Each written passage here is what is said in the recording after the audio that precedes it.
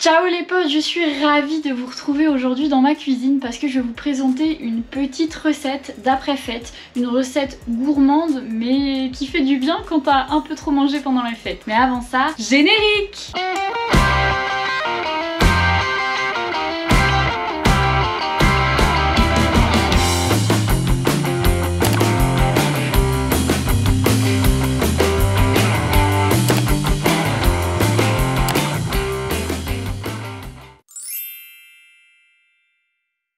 Les potes, on se retrouve dans ma cuisine et pour un repas de lendemain de fête, c'est simple, vous n'avez qu'à acheter une petite brique Knorr de velouté de potiron. Ensuite, on passe au four à micro-ondes. Vous ouvrez légèrement au ciseau. Voilà, une fois que c'est fait, vous ouvrez 1 minute 30, vous attendez. Une fois que c'est terminé, on ouvre et la soupe est prête. Bon appétit! Ciao les potes! N'oubliez pas de vous abonner.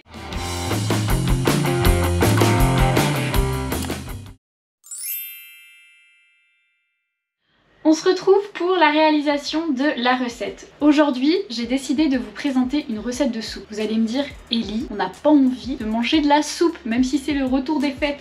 Mais celle-ci, essayez-la, elle est délicieuse. Je l'ai déjà faite plusieurs fois à Philippe le Best et je peux vous dire qu'il a adoré. C'est une recette que j'ai trouvée sur le site de Cookomix. Si vous avez un robot type Monsieur Cuisine, Thermomix, vous connaissez peut-être. En revanche, si vous n'avez pas de recette, bien évidemment, cette recette, elle est faisable avec les ustensiles de cuisine habituels. Donc je vous conseille vivement, que vous ayez un robot ou non, de la faire. Aujourd'hui, je vais faire la recette avec le Monsieur Cuisine de chez Lidl. C'est cette recette-ci, moulinée de lentilles corail à l'indienne. Ça a vraiment un goût extra. Il faut savoir que quand j'étais plus jeune, je détestais la soupe chez mes parents. Et j'ai fait cette recette une fois quand j'avais justement un petit peu trop mangé les jours précédents. Et elle est vraiment extra. Et la recette commence maintenant!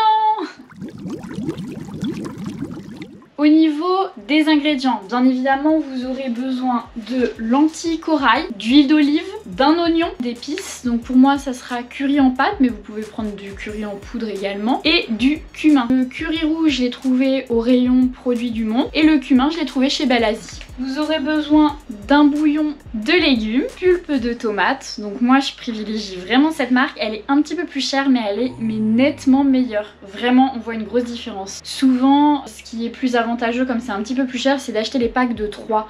Donc là, j'ai vu que les packs de 3 étaient au même prix au final par rapport à l'unité des non bio. Donc j'ai pris Mouti Bio et également du lait de coco. Donc moi, j'ai pris du lait de coco light, vu que justement, je vais vous proposer un repas plutôt léger, mais bien sûr, ça peut être de la crème de coco ou du lait de coco classique. C'est parti! Première étape pour cette recette, vous coupez votre oignon en deux. Bien évidemment, moi je coupe mon oignon en deux et je vais le mixer 5 secondes vitesse 5 dans le Monsieur Cuisine. Si vous n'avez pas de robot, bah tout simplement vous émincez à la main. C'est parti, 5 secondes vitesse 5. Une fois que c'est fait, vous mettez un petit peu d'huile d'olive. Souvent ils disent de mettre une cuillère à soupe. Moi honnêtement j'essaie de tapisser le fond du bol pour pas que ça crame, parce que ça m'est déjà arrivé et franchement c'est pas agréable à rattraper. Une fois que c'est fait, vous mettez une cuillère à café de cumin et ensuite une petite cuillère comme ceci de pâte de curry. Une fois que vous avez fait ça, vous mettez dans votre robot 2 minutes 30, 120 degrés, vitesse 1.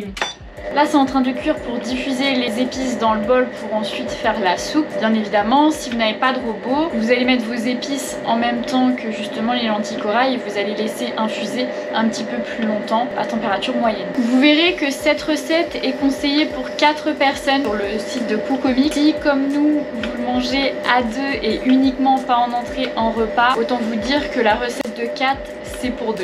Ça vous fait un bon bol au final. Les 2 minutes 30 sont passées, maintenant on va passer au dosage des lentilles corail. Pour 2 personnes, vous allez ajouter 160 g de lentilles corail. Vous mettez les 160 g dans votre robot.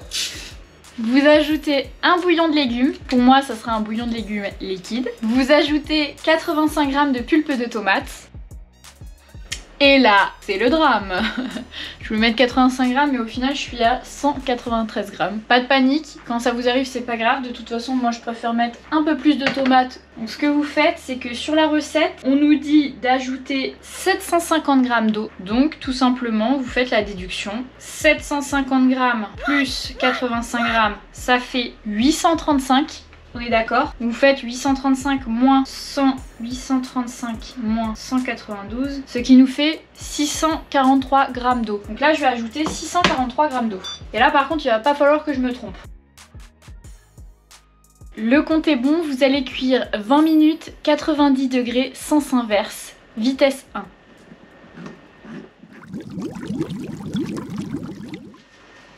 On se retrouve pour le final, au bout de 20 minutes. Ça sent super bon, ça sent vachement les épices, j'ai de la buée. Ça sent vachement les épices, c'est super bon. Donc ce qu'on va faire c'est qu'on va ajouter notre brique de lait de coco pour finir. Et ensuite vous allez mixer avec votre robot 1 minute et vous allez augmenter les vitesses au fur et à mesure. C'est parti.